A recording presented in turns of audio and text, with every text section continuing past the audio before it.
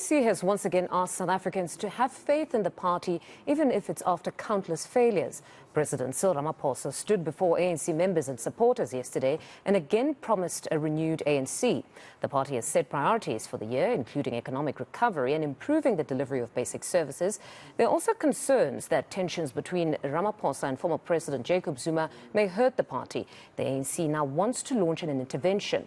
Let's discuss these developments with political analyst Professor Bheki Mngomuzulu. Professor, good morning and thank you very much for your time.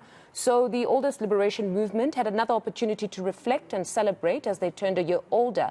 Now, in his address, the president started by acknowledging that there's a party at a moment of fundamental consequence. People are dejected. Some have lost all hope of just eking out a living given the myriad of issues plaguing government.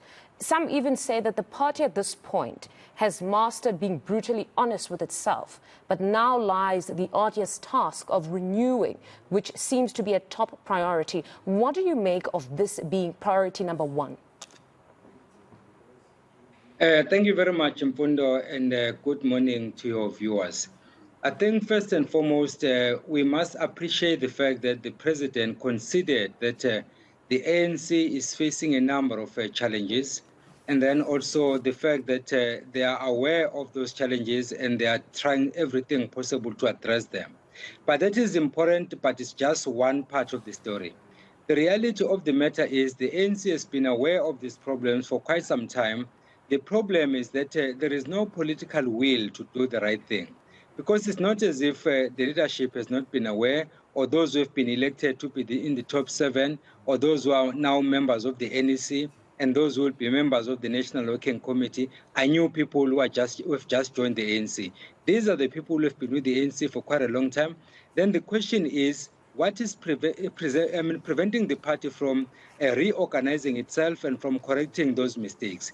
That is the critical question that most of us would be interested in. The promises made by the president are welcome, and in fact they are long overdue.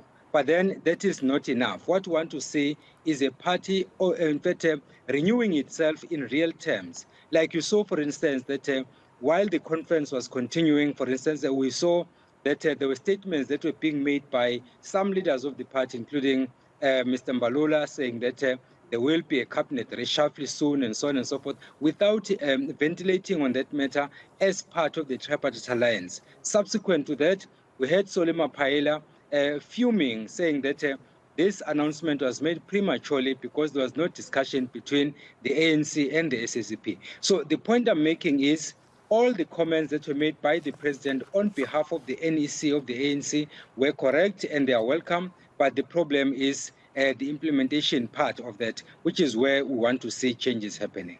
So you're saying the SG in that respect spoke out of turn. It was premature for him, even though the question was posed if there will be some sort of a reshuffle. No, he was absolutely out of line. The best he could have said, there is a way you can address the media. I don't know if politicians get trained on how to deal with the media. The media is doing what they know best, which is their job. They want to find answers at all costs. But then you as a politician, you know your space.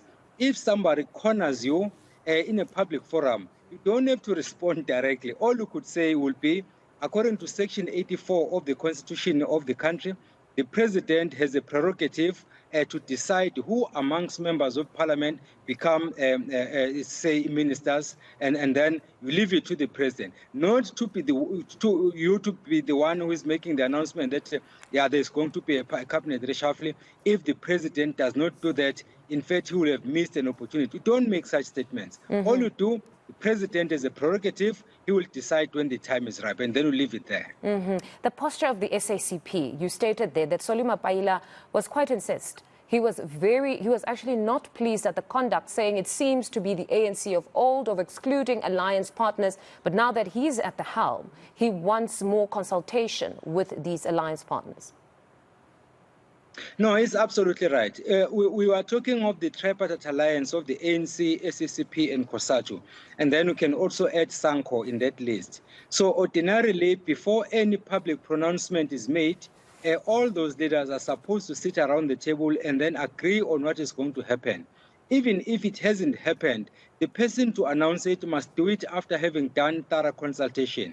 for one party to announce without having consulted the other one, then in fact it's as if we are undermining the other party. That is why Solomon Paila was in fact furious about this. I could understand this anger, where it comes from, because he says we are part of the alliance, but we are just like any other ordinary citizen. We hear about potential decisions that are going to be made without us having been informed about those decisions. So then he had a reason to be angry, because he's currently at the helm of the SACP, and therefore he has to make sure that he protects the interests of the SACP as a member of the Tripartite Alliance. So he was absolutely right. And then priority number 2 of the 2023 goals, it's the ending of load shedding, among others, ESCOM's undertaking critical maintenance, the hiring of skilled personnel, and continuing and implementing that integrated resource plan. What do you make of this aspect, priority number 2? You know, of the 6 priorities that the ANC put forth, it was interesting that priority number 1 became the ANC. But I can understand the context, because the ANC is the one that is running the country, and therefore it has to get its house in order and thereafter do other things. With priority number 2, there is something very interesting. You would recall that when the 55th National Conference of the ANC started, it started on stage 6 of load shedding. And of course, some of the delays in the registration process were as a result of load shedding. And then yesterday, when the president was presenting the January 8 statement, one of the promises made there was that the organization is going to touch base with ESCOM and then plead with them to reduce the levels from high up to the lower levels 1 or 2. Immediately, when the president finished his speech, there was an announcement that we are moving from stage 3 to stage 4. That was an irony. So which means that most of the things that are being said don't necessarily translate into the reality on the ground. So but we'll wait and see how the party is going to address this matter, because the matter is not new. It's been with us for almost 15 years now, and there is very little that is being done. Instead, we've moved from the lower levels during the days of Brian Molefe. We are now on stage 5, stage 6, under Director, who is now on the exit door. And then we don't know exactly what is it that is preventing us from doing that. We can't hide behind COVID-19, nor can we hide behind the Russia-Ukraine war, because those things happened when we were already in trouble. So would you say it's adequately placed as the second priority after the ANC deals with its own internal affairs, that it would then essentially mean it's priority number 1 outside of the ANC, which is central to economic growth? Absolutely. And coincidentally, Mfundo, over the weekend, I was asked by one of the branches in my area to do what they call political education. One of the things I said was that we must get the order right. The order should be society or the public first, or the voters first. And then secondly, it must be the party. And then lastly, it must be individuals. But then we tend to get the order wrong. It's me first, my party second, and then the general public last. On this one, under normal circumstances, the nation should have gotten first priority, then the party second. But as I say, with the context is quite critical. On this one, I agree with the ANC that they were right in saying that they must give themselves priority number 1, because they have to get their house in order. Once they've sorted those problems, then as the first item on the agenda, they must deal with load shedding. So the order there, I have no problem with it. It was in line with my thinking as well, that load shedding is the big problem that the country is facing at the moment, and therefore has to be given first priority. And then another priority is improving basic service delivery, which means meaningfully dealing with the issues at local government, which among others many say is removing incompetent personnel. But the problem is, can the party honestly do this? Because some of those that occupy the positions were deployed. They are of the view that for the longest time, term after term, they've been campaigning for the party tirelessly. So at this point, the job is sometimes a reward. So it could destabilize politics. Do you really think they can meaningfully do this and remove some of those that are incompetent or inadequately skilled? No, let's be realistic on that one, Fundo. It will not happen. It will not happen. The only time it will happen is when another party takes over that municipality. And I'm saying this from experience. Luckily, during December, early January, I've had a couple of meetings in my area in Gwavuma, where I come from. And one of the discussion points, including some members of the ANC, they are saying that they are worried about what the IFP is doing in the municipalities where it has taken over, and including the one that has been taken over by the DA, that is Umgeni.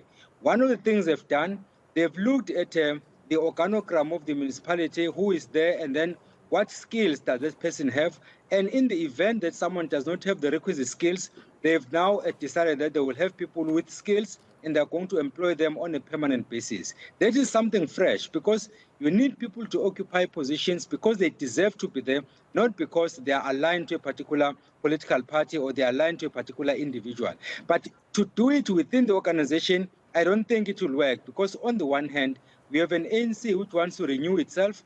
Then on the other hand, we have an ANC that wants to be seen, to be visible to the people. So you can't do both, because what will happen is, I have a cadre, like the example you are giving, I have a cadre who was deployed in that position, and not because the person was the best candidate, but because of other reasons, maybe to reciprocate, because the person was campaigning for me, whatever the case is. So it's very hard to remove that person. But if a new party takes over, it will be easy. They will say, okay, what are your qualifications? You put them on the table and say, no, don't meet the target, they take you out. Or if you meet the target, then they say, we are employing you on a permanent basis. But for the ANC to do it itself, honestly speaking, myself, I don't see it happening, because it will cause more friction. Some will say, this comrade has just come in and is bulldozing everything that we've done, and that is going to divide the party even further. So I don't see that one happening. So meaning there needs to be education yet again, because there was that ladder that some people expected, that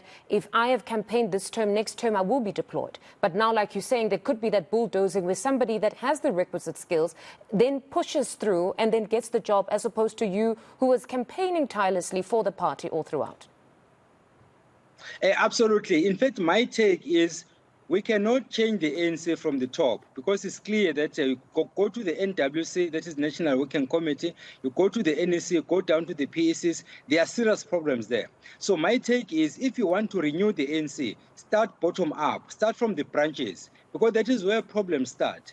If as a branch you don't understand that you must nominate someone based on that person's skills, not because of political alignment, if you get it right at the bottom there, when people move up the ladder, they will move up the ladder because they deserve to do so, not because they are aligned to anyone. So at the moment, my take is that let us start from the branches, get things right there, and then move up. To start at the top, I don't think that is going to help us, because the damage is too much, and people have basically this sense of entitlement that I deserve this position. So political education is key, and it should start from the bottom up at the lower level, so that when people do these nominations, they are already politically aware of what they're getting themselves into, and they don't get surprised when people move up the ladder only to find that they take the organization down, as opposed to making it progress from where they found it. Professor, thank you very much for your time this morning. That was Professor Bheki Mngomuzulu.